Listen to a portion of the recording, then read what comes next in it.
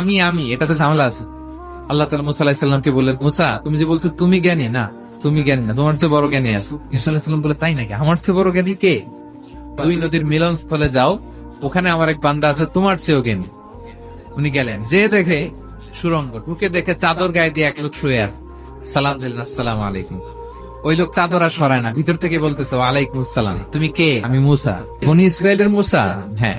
কেন এসেছো? এবার চাদর খুললেন, বলতেছে আপনার কাছ থেকে কিছু শিখতে আসছি। আল্লাহ বলছে, আপনি নাকি সবচেয়ে বড় জ্ঞানী, তুমি আমার জ্ঞান নিতে পারবা না, ওই ধৈর্য শক্তি তোমার নাই। মুসা আলাইহিস সালাম জোর করতে লাগলেন। অবশেষে খিদির আলাইহিস সালাম রাজি হলেন। বললেন, শর্ত হচ্ছে আমি যাই করি আর না করি আমাকে কোনো প্রশ্ন করা যাবে না। সফর শুরু হলো। সামনে নদী, এক লোক তাদের নৌকা দিয়ে নদী পার করাই দিল। নদী পারাপারের পর খিজির আলাইহিস সালাম লাঠি দিয়ে নৌকার তলাটা ছিদ্র করে দিলেন। মুসা আলাইহিস সালাম বললেন, এটা আপনি কি করলেন? খিজির আলাইহিস সালাম বলছে, এই যে আমি বলছিলাম